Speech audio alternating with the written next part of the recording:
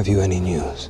Hey guys, this is Chris, your favorite loser, and just sitting here enjoying a little drink before I head to bed and get ready. And oh boy, he's back. I have returned. And oh god, Deadline and Dave Chappelle. Anytime Dave Chappelle pops into the news, I am so happy. And before, I didn't have a YouTube channel, so I couldn't talk about it, but I can now. It is time. Before I even go into this, Dave Chappelle, for me, God, my father's been gone for a long time now, and my dad loved Dave Chappelle, and all my friends love Dave Chappelle, and just, when Chappelle's show came out, I've watched that show an unhealthy amount of times. Going forward, God, 5, 10, 20 years from now, how do you rate Dave Chappelle? Is he the all-time greatest? Is he in the top 5? It's just like, goddamn, you figure... guys like me, I grew up with the legends, Richard Pryor and George Carlin, old school Eddie Murphy. And even nowadays, I still think, Dave is probably still the top at the head of his game. But Ricky Gervais, I think, is pretty goddamn close. But, you still have guys like Bill Burr and, Joe Rogan still push the envelope, not as much as they should, but, they try. So whenever I see any kind of news article coming up about Dave, especially since his last Netflix few specials and how much he pissed people off, I'm always going to support Dave.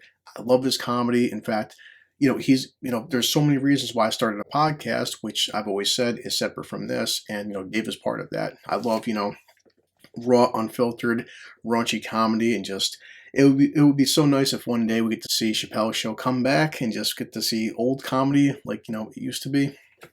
And right here, so Dave Chappelle won't have his name on theater at high school alma mater amid controversy. Compares The Closer to the Mona Lisa.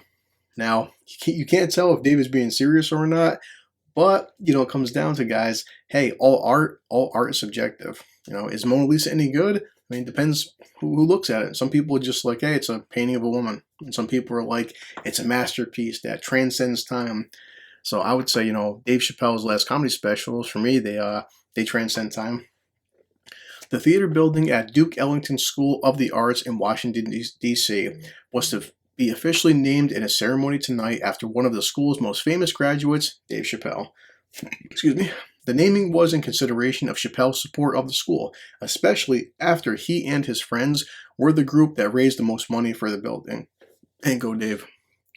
Chappelle has been the center of controversy after comments in his Netflix special last year were perceived as, I'm not sure if I can say this, but we'll just say, certain obic. There, I'm not sure if I can say it, so.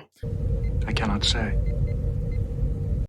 In a visit to Duke Ellington School of the Arts in November, he was even confronted by students there over it. Well, according to Washington Post columnist Josh Rogan and other reports, at the ceremony tonight, the comedian announced he would not place his name on the theater after all. Instead, he decided it shall be called the Theater for Artistic Freedom and Expression. And I fully support that because it should be about artistic freedom and expression. I agree. Because, I will always say forever that, all comedy is subjective. That's simple as that. And also, I grew up in the days of Al Bundy, the days of Fresh Prince, the days where, comedy was pushing the boundaries and the envelopes. And back then, people had these options. You had the options where I don't like something, okay? Then you can turn the TV off. You can change the channel. Change the channel, Marge! Even nowadays, I don't know why people have this sense of entitlement where I don't like something, okay, you don't like it, Don't hop on your phone and sit there and sign petitions to get like a comedy special canceled. It doesn't affect you. No one is making you watch this stuff. Nobody's making you watch Chappelle's specials or Ricky Gervais or anybody. You have the option to turn it the fuck off. Turn it off! So, he then went on to speak about how his work has been characterized and analyzed. Definitely. According to Dave, I saw in the newspaper that a man who was dressed in woman's clothing threw a pie at the Mona Lisa and tried to deface it. I mean, doesn't surprise me. Pie. And it made me laugh, and I thought, it's like The Closer. And now I can see, the similarities. Chappelle said that The Closer was unfairly portrayed in the press, and it was. I mean, if anybody watched it or anybody is becoming a fan of mine and just Chappelle in general, it was. We all know it. You cannot report on an artist's work and remove artistic nuance, he contended. And I agree. I agree. The comedian compared to reporting the news that a large rabbit shot a man in the face, but not telling them the work being described was a Bugs Bunny cartoon. Earth calling Bugs Bunny. Earth calling Bugs Bunny. I mean, he's not wrong. When you say I can't say something, the more urgent it is for me to say it. It has nothing to do with what you are saying I can't say.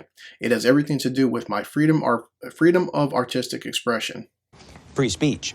And again, I agree. You know, as long as my view is, as long as you're not threatening to hurt somebody, or you're like directly, you know, calling somebody's family out or something, or like saying derogatory things about their loved ones and stuff, a joke is a joke, guys. Get over it. It's a joke, just a joke. So, I mean, that's pretty much a small article. That's all it is. Only 2 comments here in Deadline. And, hey, good for Dave and stuff. And as I said, going forward, no matter what Dave does, I've been a fan of this man since, God, it's been so long. I mean, easily 20 years, if not longer. I forgot, like, Chappelle's been around for so long, it's hard to remember when I started following Dave. I think maybe the first Nutty Professor movie with Eddie Murphy could have been, you know, before that. Fuck, you're old.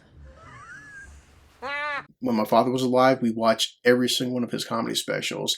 And I do have to say this going forward that, you know, I don't look at guys, and I'm never going to play that card, but technically speaking, I am half Native American, Indian, Mohawk, Indian, whatever you want to call it. Everywhere an Indian. But my dad was born on a New York State Native American reservation. One of my dad's favorite specials, and I have to go back and watch it sometime with my son. It's been a long time. But Dave did this whole breakdown of being on a reservation, casino, smoking peyote with the Indians, growing up and studying these guys, and my dad thought it was fucking hilarious. Because my father, you know, this was, you know, back then, at least 15 years ago, knew the difference between Dave Chappelle being a comic and Dave Chappelle being a racist. Is that racist? Yes. Nobody ever accused Dave of hating Indians because he made fun of reservations and being on a casino and stuff. Like, my God. Back then, you know, my father was like many people of his generation and my generation where dad knew how to take a fucking joke. You know, the things that offended people nowadays never bothered my father. And that translated into myself, which I translate that into my son. I was not offended. All the things that offend people, like my kid, he's 15, he's not offended by none of this bullshit. So if you don't like comedy, I don't care what you joke on. I don't care about your race, your color, your sexuality, your gender. All comedy should just, you know, comedy's the one place where everybody should be unifying. It should be safe. It should be the one place where we can go and just like sit back and, you know, ignore politics, ignore the bullshit of the world, the failing economy and high gas prices, and just sit back and laugh. This is a safe space. And you can't sit there and like laugh at jokes A, B, and C, but then you're offended by D, E, and F. So, but that's pretty much it. Just, you know, a short news article. Anytime Chappelle pops up, I'm going to be there. And as always, guys, boy, it's been a long day. I'm going to hop in a shower, take a quick nap, finish this little nighty here, but I'm heading back to work.